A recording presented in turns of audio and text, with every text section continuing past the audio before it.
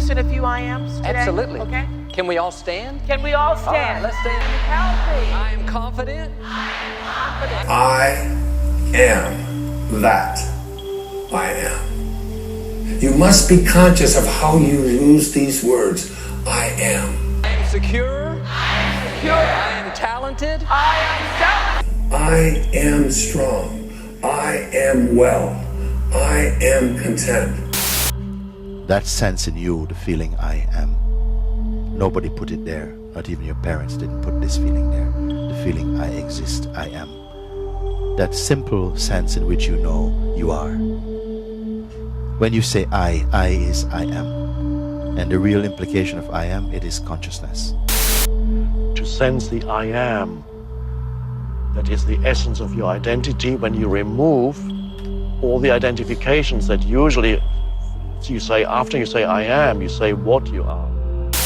When I read in the Bible where he says I am, I just smile and say, yes, I am too. You know what else that's settled then tonight? This hue and cry and controversy that has been spawned by the devil to try and bring dissension within the body of Christ, that we're gods. I am a little God. Yes. Yes. I have his name. I'm one with him. I'm in covenant relationship. I am a little God. But I'm going to say to you right now, you are gods, little g. You are gods because you came from God, and you are gods. You're not just human. The only human part about you is this physical body that Jesus said, go in my name, go in my stead.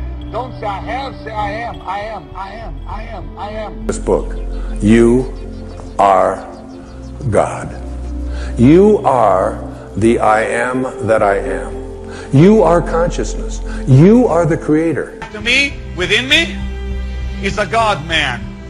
Say it again. Within me is a God-man. Now let's say it even better than that. Let's say I am a God-man. The phrase I am has only recently been revived in these last times as a sign of end times deception foretold in the Bible. We are seeing it and hearing it everywhere.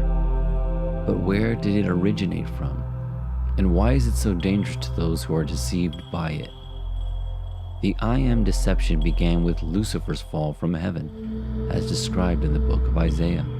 I will be like the Most High God, uttered Satan, which was blasphemy to the one and only holy God. Is it any wonder man has fallen after this same deception?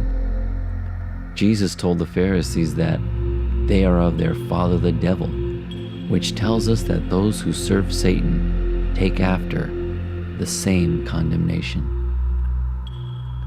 Being made in the likeness and image of God does not grant you his position as God.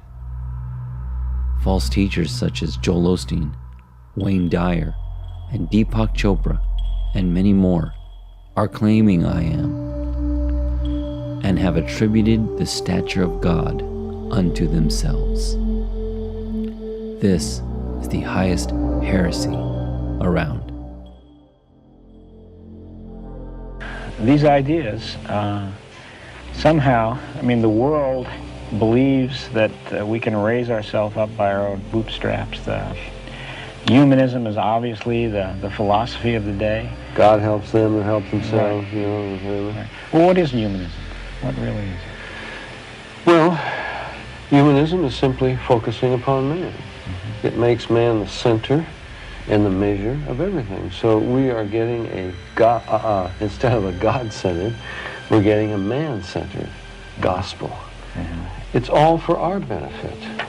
Very little to the glory of God. Thy kingdom, hallowed be thy name, thy kingdom come, thy will be done on earth as it is in heaven. Give us this day our daily bread, not our Cadillacs. I'm not saying that God may not bless you and we ought to be diligent, we ought to do the best job we can. But listen to the Lord's Prayer again.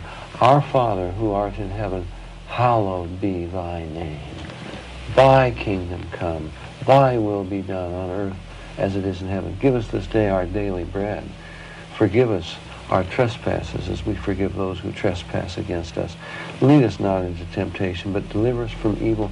For thine is the kingdom, the power, the glory forever. Honoring him, fearing him, loving, worshiping Him, but it's centered in what do we get out of it. Mm-hmm. But that's the heart of the world. I mean, it's our hearts as well that have, even that are in submission to the Lord, but it's our, it's something that we carry with us, the self-bias, self-serving bias, this preservation. And it relates, Tom, to this idea, ultimately, of course, that man is God, that we talked about. And Henri de Lubeck, one of the leading humanists of the last century, in his book, Atheistic Humanism, said, the transformation will come when man finally realizes that the only God for man is man himself. And of course, this is the heart of the New Age movement today, which is looking forward to this transformation. Yeah, well, let's talk a little bit about the New Age and the new consciousness. Now, 10, 15 years ago, when we were still in we had a materialist view of, at least science had a materialist view of what was going on. Now we've shifted from not being able to solve our problems from that perspective to almost a spiritual view, a new spirituality, a kind of mystical view. Well, you say from not being able to solve our problems, in other words, the admission that science had run into a dead end, and science, for all of its accomplishments, is about to destroy our ecology, our environment, and has brought us to the brink of a nuclear holocaust. It doesn't satisfy the inner longings of the human heart, and so through the drug movement that we've talked about, our young people experience some kind of a dimension out here that they never knew existed. They were off on trips. That's why they called it a trip. They were experiencing other worlds and other dimensions, and it was real.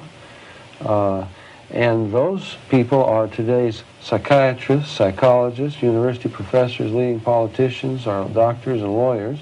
We're being fed the sorcerer's gospel from the top down now, and they have believed the delusion that the answer is within man. But what they want to do, again, going back to it, they want to solve man's problems. Is that right?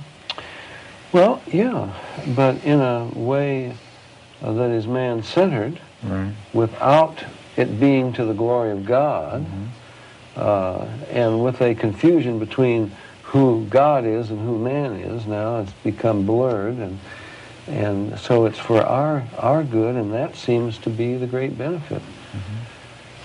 And again, we talk about Christianized humanism.